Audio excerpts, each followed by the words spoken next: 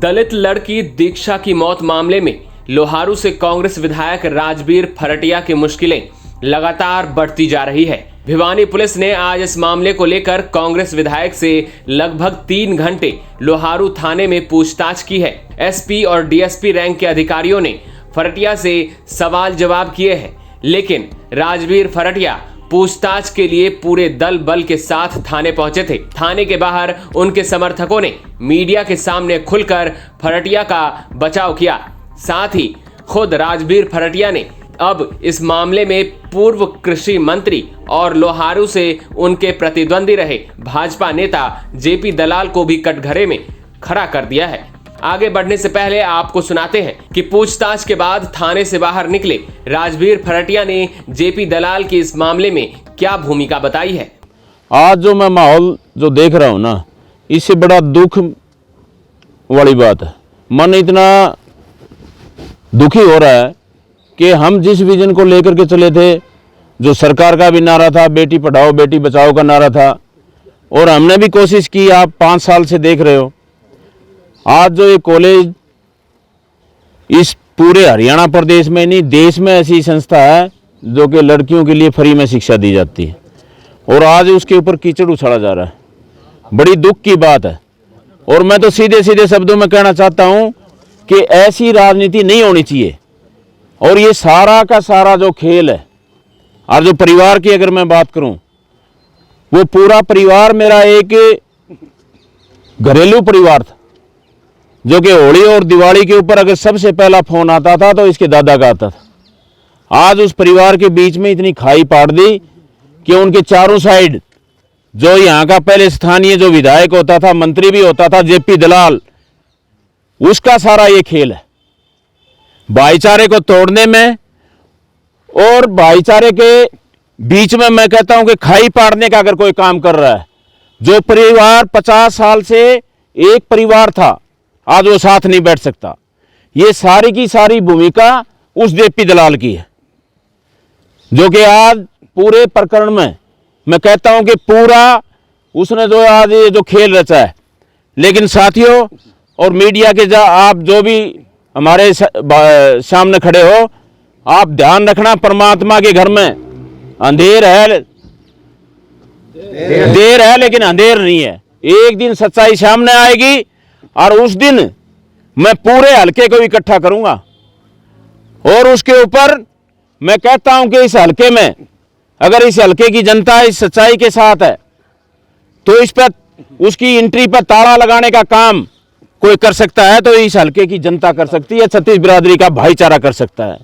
साथियों, ऐसा काम नहीं होना चाहिए। अगर मेरे में लेस मात्र भी 1% भी कहीं भी कोई अगर कोई आंगली टेके, इतना मैंने अपने जीवन में मैं बताना चाहता हूं, अगर किसी भाई का किसी बेटी का अगर मेरे पास फोन आया होगा तो कोई भी भाई ये कह दे कि उसका मैंने समाधान नहीं किया होगा। अपनी बेटी समझ करके मैं काम कर रहा हूं, और उसके बाद मेरे ऊपर जो कीचड़ जो उछाला जा रहा है, ये अच्छी बात नहीं है। और ये चीजें जब हमारे समाज में आती हैं तो ये छत्तीस बिरादरी का भाईचारा इस बात का फैसला करता है। तो मैं जांच जो चल रही है, बातचीत जो चल रही है, तो कितने संतुष्ट हैं इस जांच के ऊपर आप? इस जांच से आप अभी कह रहे थे कि बहुत टाइम हो गया। ये इतनी लंबी बात नहीं है। आप गांव में जाओगे, हल्के में जाओगे, एक एक बात का पता है। आज कोई भी मेरे ख्याल से इस बात की जानकारी से अनभिज्ञ नहीं है कि जिसको इसकी बात का पता ना हो। एक एक बात का पता है कि ये कहानी क्या है, लेकिन उसको लंबा खींचा जा रहा है। उसमें ये ढूंढा जा रहा है कि कोई भी आकर के ये कहे कि यहाँ का स्थानीय जो विधायक है उसका नाम शामिल हो और इसको हमारे को मौका मिले जिससे कि हम इसको जेल में डालने का काम करें। लेकिन साथियों, हमारे बुजुर्ग साथ खड़े हुए हैं, छत्तीस बिरादरी के भाई साथ खड़े हुए हैं, मेरे को कोई चिंता नहीं है। जब भाईचारा साथ है ना, कोई कुछ नहीं बिगाड़ सकता। और उस परमपिता परमात्मा का ऐसा आशीर्वाद रहा है, एक दिन सच्चाई जरूर सामने आएगी। और ये जो लोग आज जो करवा रहे हैं, ये मुंह दिखाने के लायक इस समाज को नहीं रहेंगे, जो आज ये हमारे भाईचारे को जो बिगाड़ने का जो काम कर रहे हैं। ग्रामीण भाईचारे को बनाने के लिए आपकी क्या अपील है? ग्रामीण भाईचारे को, हमारे भाईचारे में कहीं कोई कमी नहीं है। हमारा भाईचारा जैसे था वैसे ही रहेगा, चाहे कितनी भी कोशिश कर ले। हमारे धर्मपाल जी जैसे अभी बता रहे थे कि हम भाईचारे को नहीं बिगड़ने देंगे, क्योंकि हमारे बीच में हमारे बुजुर्ग साथ खड़े हुए हैं, नौजवान साथी साथ खड़े हुए हैं। तो इस भाईचारे को हम सभी से मैं निवेदन भी करता हूं कि हमारे भाईचारे में जो ये लोग हमारे बीच में जो खाई पाड़ने का जो काम कर रहे हैं, इनको कामयाबी इनको ना होने दें और अपने भाईचारे को बना करके रखें। और अगर इसमें ज़रूरत पड़ेगी तो 1-2 दिन और, जैसे लंबा टाइम 5-6 दिन का हो गया है, 1-2 दिन और हम देखते हैं। अब उसमें शामिल कर रहे हैं आज भी बयान, आज वो पेपर ले आओ, आज वो पेपर ले आओ। मैं ये कहता हूँ कि इसमें यूनिवर्सिटी का जो भी रिकॉर्ड है, हमारे गोद में कोई पैसा नहीं आता। सारे का सारा जो पैसा है वो सारे का सारा पैसा कॉलेज यूनिवर्सिटी के अकाउंट में जाता है। चौधरी बंसीलाल यूनिवर्सिटी में जाता है, उसके बाद हमारे कॉलेज के अकाउंट में आता है। लेकिन हमने जब से फ्री किया, वो हमारी कौन सी तारीख है, 5 अगस्त से शायद हमने सबके लिए फ्री किया है।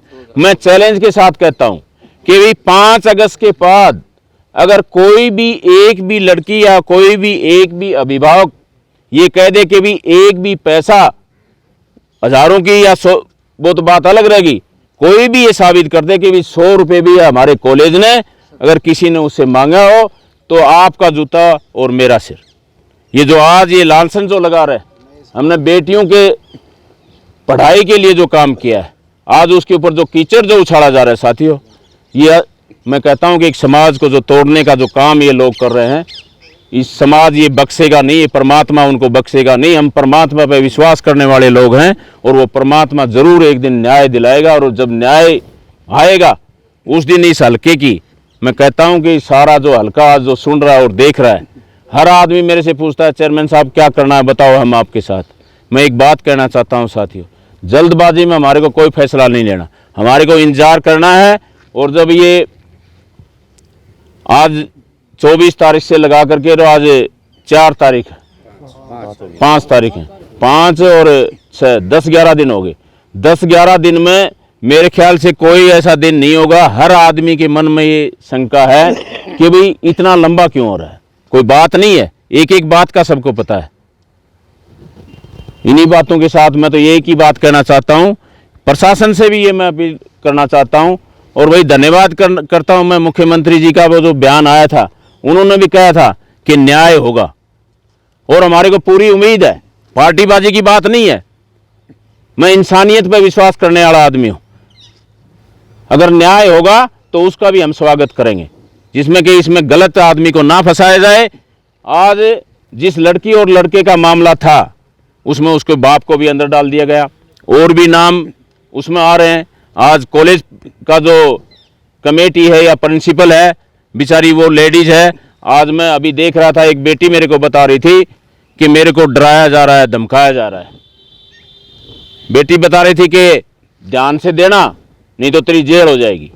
मैं एक बात कहता हूँ, एक बेटी हमारे बीच से चली गई, अगर इस तरह से कोई बेटी को तंग करके अगर कोई ऐसी बात होगी तो उसका जिम्मेवार कौन होगा? समझते हो ना इस बात को? पूछताछ होती है, लेकिन वो सही माहौल में होनी चाहिए। डरा धमका के उसको ऐसा काम नहीं होना चाहिए कि डरा धमका के उससे कोई अपने फेवर में बात करवाने का। क्यों? यहाँ पुलिस का दिया हुआ बयान का कोई मायने नहीं रखता। जब कोर्ट में जब जाएगी, जब बयान होंगे तो उस दिन सच्चाई सामने आएगी।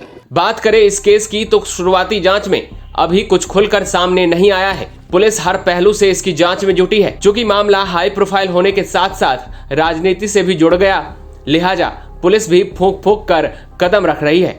लेकिन जिस तरह से कांग्रेस विधायक राजबीर फरटिया पूछताछ के लिए समर्थकों की फौज लेकर थाने गए, उससे ये अंदाजा तो लगाया जा सकता है कि उनके ऊपर शिकंजा जरूर कसा जा रहा है। यही वजह है कि वो अपने समर्थकों से खुद की बेगुनाही को लेकर मीडिया में बयान भी दिलवा रहे हैं।